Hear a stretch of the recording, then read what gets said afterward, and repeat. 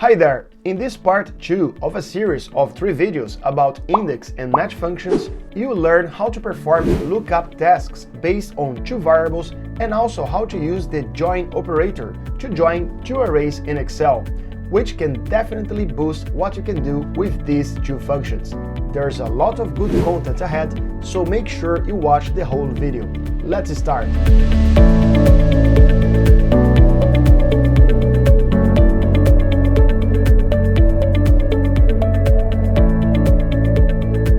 Let's begin with a recap of part 1 of this video. In this example 1, we have a table showing products for sale and their respective quantities sold last month. We want to identify the number of laptops sold. To do this, I'm going to insert the index function and select the entire quantity array C4 to C11 for the argument array.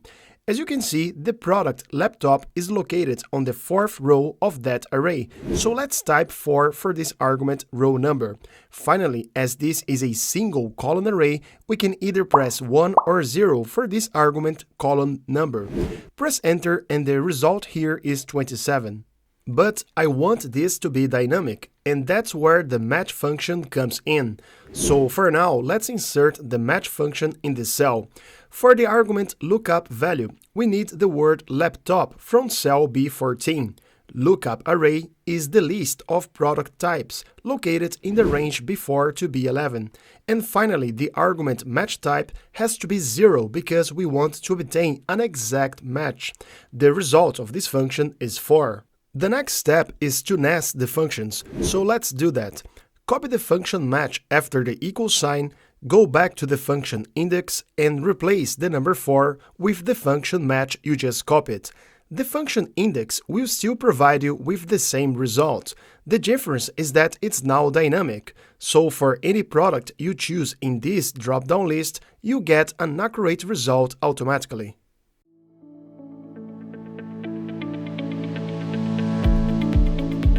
Let's now extend our index function to make it dynamic for both columns and rows.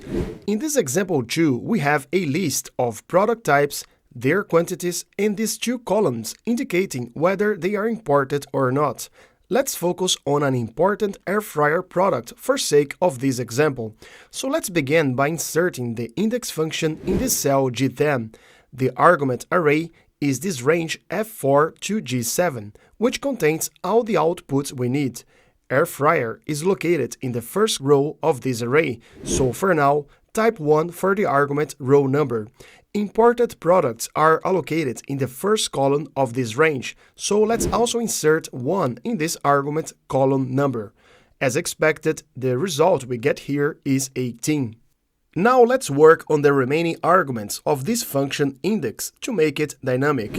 Our goal is to get a different result when we choose different inputs on these drop-down lists. So for now, insert the function match in the cell E11. The argument lookup value needs to be the product air fryer from this drop-down list. The argument lookup array needs to be this range E4 to E7, which contains all the possible products available. We can then choose exact match by typing 0 in this last argument match type. When you press enter, the result is 1 as expected. The next step would be to repeat the same process in cell F11 to create the match function for the variable imported status. The result will also be 1. Finally, we are ready to nest these functions, so copy this first function match after the equal sign, go back to the function index, and then replace this first number 1 with the function you just copied. Repeat the exact same process for the second function match, and replace this number in this last argument of the function index. Now you have a dynamic function for both the rows and the columns of your dataset.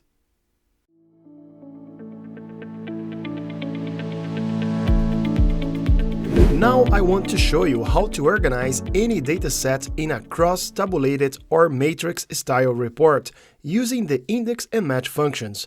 As you can see in this example 3, we have 3 columns of data including product type, imported status, and the quantity of each.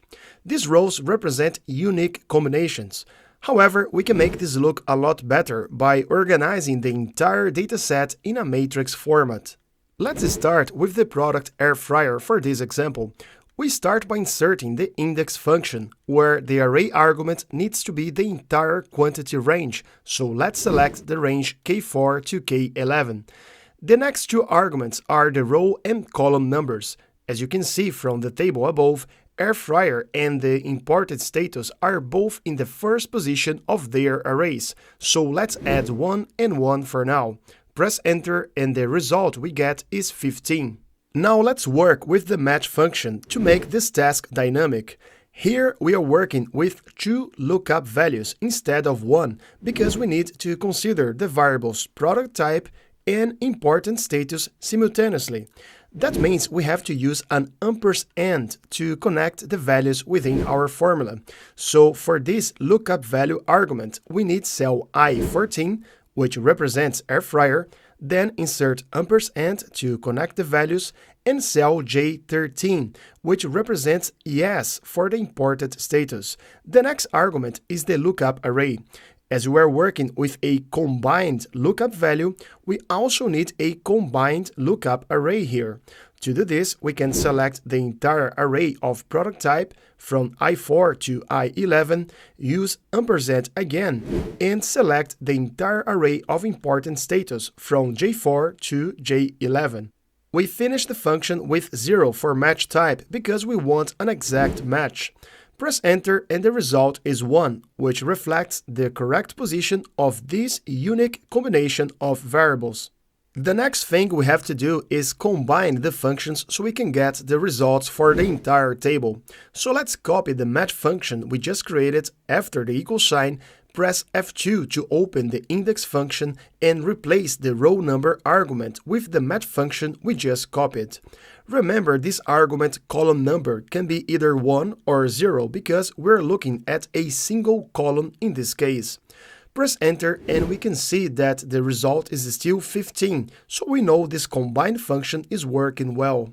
We now need to expand this function, but before that, we need to make sure we have the correct references in place. All the array arguments of this nested function need to be in absolute reference, so select those arguments one by one and press F4 just once to make sure they are all locked up. Next, we can work on the relative references of this combined lookup value argument. On this cell reference I14, press F4 3 times, just so only the column of this reference is locked up when you copy it down. On this second cell reference, press F4 twice, just so only the row of this reference is locked up. You can then expand this nested function to the entire range, and the correct results will be returned here. As you can see in this and the last video, the combination of index and match functions can do a lot more than you could imagine. In the third and last video of this series, you'll learn how to combine these functions based on multiple conditions, also using the concept of arrays. You definitely cannot miss that. If you enjoy these videos, make sure you hit the like button and don't forget to subscribe to the channel if you haven't done it yet. See you in the next video.